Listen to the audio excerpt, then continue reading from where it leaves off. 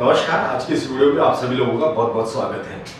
शिव खेड़ा की लिखी हुई किताब है जीत आपकी। उसके फर्स्ट पन्ने पर एक बहुत प्रेरक कहानी उन्होंने बताई है कि एक व्यक्ति था जो गुब्बारे बेच करके अपने जीवन का गुजर बसर करता था।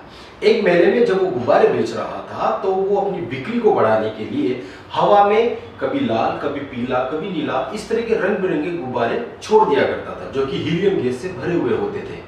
तो बच्चे जब भी उस रंग बिरंगे कलरफुल गुब्बारों को देखते तो वो उस तरह के गुब्बारे खरीदने के लिए प्रेरित होते और सीधे गुब्बारे वाले के पास जाकर के गुब्बारे खरीदते।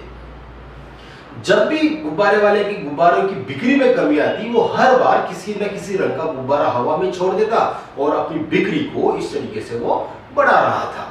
तभी उसने एक बार महसूस किया कि कोई पीछे से उसकी जैकेट को खींच रहा है। तो जब गुब्बारे वाले ने पलट कर देखा तो छोटा सा नन्हा बच्चा उस गुब्बारे वाले से सवाल करता है कि क्या आप काले रंग का गुब्बारा भी छोड़ेंगे तो क्या वो भी हवा में उड़ेगा?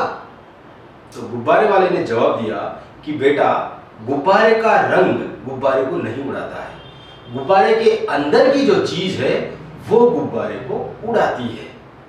यही सबसे महत्वपूर्ण चीज है दोस्तों, और यही उसूल हमारे जीवन में हमारे ऊपर भी लागू होता है। सबसे महत्वपूर्ण है हमारी अंदरूनी शख्सियत, और हमारी इस अंदरूनी शख्सियत से बनता है हमारा नजरिया, और ये नजरिया ही हमें ऊपर लेकर के जाता है। यानी कि हम बाहर से कैसे दिखते हैं ये मैटर नहीं करता, लेकिन हम अंदर से कैसा सोचते हैं ये बहुत मैटर करता है। और नजरिए के बारे में सबसे महत्वपूर्ण तथ्य मैं आपको बता दूं कि इसे बदला जा सकता है। अब तक जो भी रहा है आप उसे बदल सकते हैं। हम हमारे नजरिए को बदल करके ज्यादा से ज्यादा सफलताओं को हासिल कर सकते हैं। और कैसे नजरिया एक आम इंसान को सफल इंसान बनाती है, इसका एक छोटा सा प्रसंग मैं आपको सुनाना चाहता हूं। 1989 के आसपास की बात है। भारत और पाकिस्तान के बीच में क्रिकेट का मैच चल रहा था। इस प्रेरक प्रसंग को मैं क्लासों में भी कई बार बता चुका हूं, लेकिन ये प्रेरक इतना है और जिस शख्सियत के बारे में आपको बताने जा रहा हूं वो इतना नॉन पर्सन है कि उसके बारे में सुन करके हम में से हर एक के अंदर प्रेरणा आती है। तो मैं उसी को सुनाना चाहता हूं। तो 1989-90 के आसपास की बात है जब भारत और पाकिस्तान के बीच में क्रिकेट का मैच चल रहा होता है।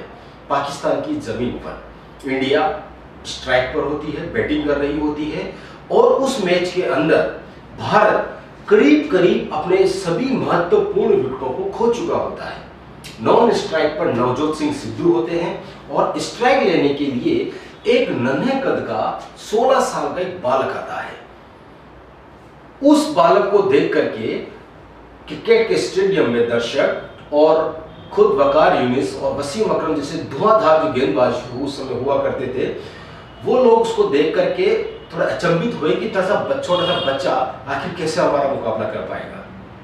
और उस समय में धुआंधार और खूंखार गेंदबाज वकार यूनिस, वसीम अकरम जो इतने तेज गेंद फेंकते थे कि अगर उनकी गेंद किसी की स्किन को छू के निकल जाए तो शायद स्किन भी वहां से निकल जाए, इतनी तेज गेंद है। और उसका सामना जीवन में पहला मैच खेल रहा वो 16 साल का लड़का करता है। वो स्ट्राइक पर खड़ा होता है। नॉन स्ट्राइक की तरफ से वकार यूनिस अपना लंबा रनअप लेकर के उस 16 साल के लड़के के लिए पहली गेंद डालते हैं।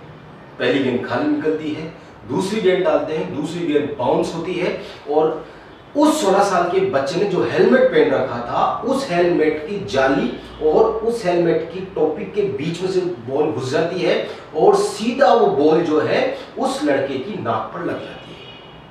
लड़का घायल होकर के वहीं गिर जाता है और पूरी तरीके से लहूलुहान हो जाता है। उसके बाद नवजोत सिंह सिद्धू नॉन स्ट्राइक से भाग करके आते हैं और उसको सहारा देने की कोशिश करते हैं।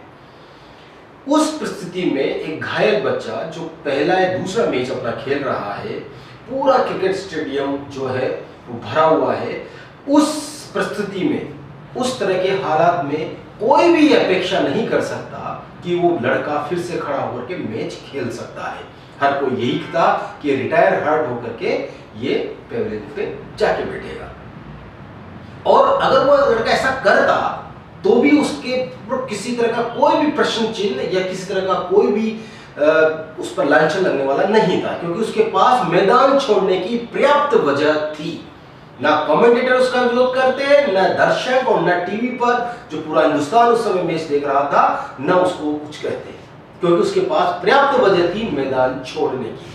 लेकिन दोस्तों, हमारे अंदर का जो नजरिया है वो हमें कैसे महान बनाता है, वो इन्हीं मुश्किल क्षणों में तय होता है। हमारे पास जितना मुश्किल समय होता है, हम उसमें किस तरह की सोच रखते हैं और उस मुश्किल समय से हम किस तरीके से पार पाते हैं, इसी से हमारी सफलता और असफलता का निर्णय होता है।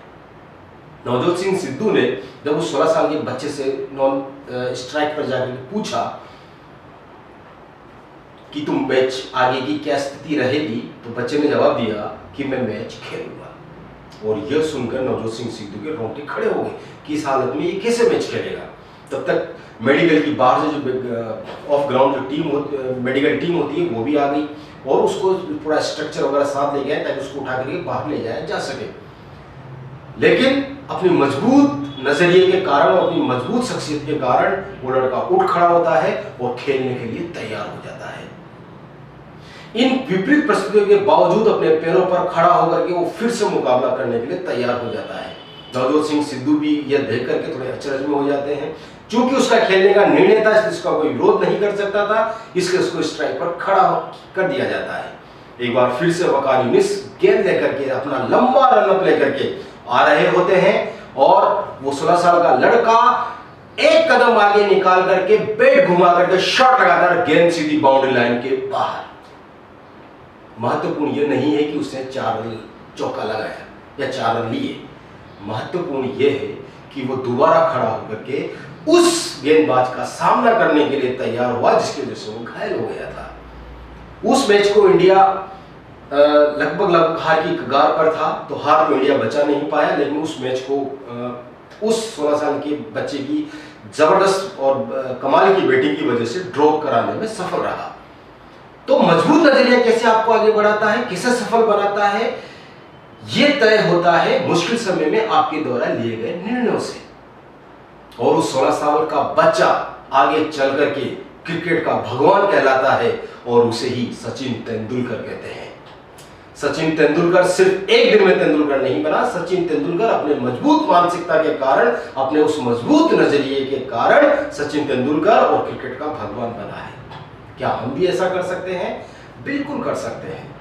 बस अगर हमें बदलाव लाने की आवश्यकता है तो हमारे नजरिए की, जो हमारी अंदरूनी शख्सियत है उसमें बदलाव लाने की, और हमारी अंदरूनी शख्सियत से ही हमारा नजरिया बनता है और हमारा नजरिया ही हमें ऊपर लेकर के जाता है। मैं उम्मीद करता हूं कि वीडियो आपको पसंद आया होगा। इसी तरह के दूसरे वीडियो में आपके लिए लेकर आता रहूंगा। बहुत बहुत